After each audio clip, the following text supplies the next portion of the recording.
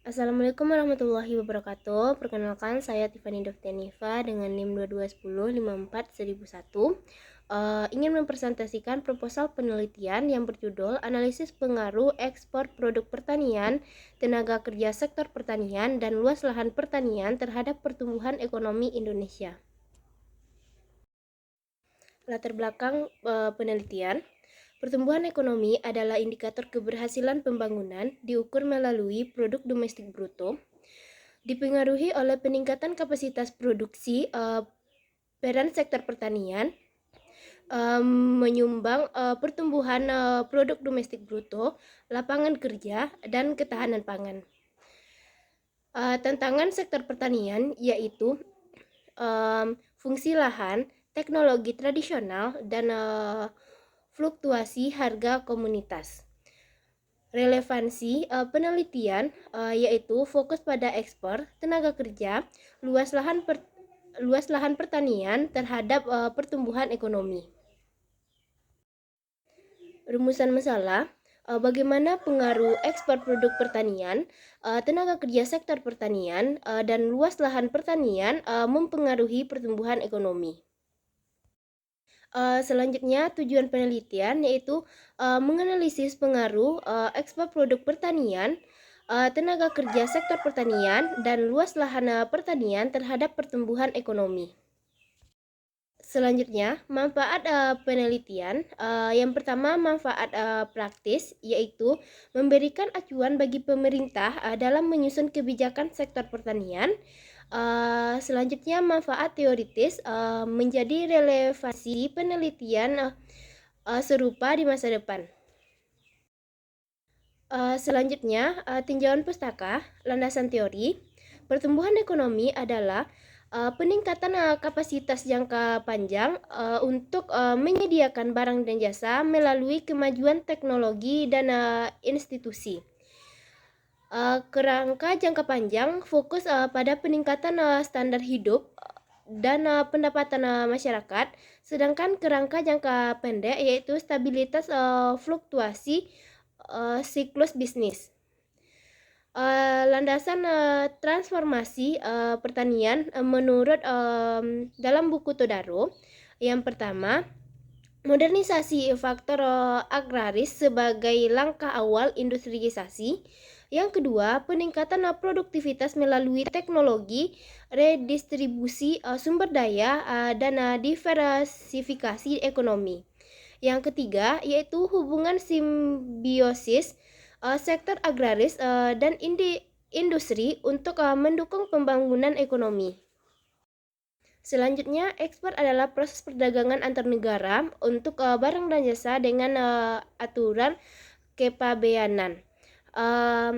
Teori yang terkait yaitu keunggulan absolut dari Adam Smith, fokus pada komunitas dengan biaya lebih rendah, sedangkan keunggulan komparatif teori David Ricardo, spesialisasi pada barang dengan keunggulan relatif. Selanjutnya, tenaga kerja sektor pertanian adalah individu usia produktif yang bekerja untuk menghasilkan barang dan jasa menurut Undang-Undang Nomor 13 2003. Teori yang terkait yaitu teori upah subsistensi oleh David Ricardo dan Thomas Malthus. Yang pertama, upah cenderung minimum untuk memenuhi kebutuhan dasar. Yang kedua, ketidakseimbangan populasi mengenai tingkat upah. Selanjutnya, luas lahan pertanian adalah faktor kunci produksi yang memengaruhi efisiensi dan hasil pertanian.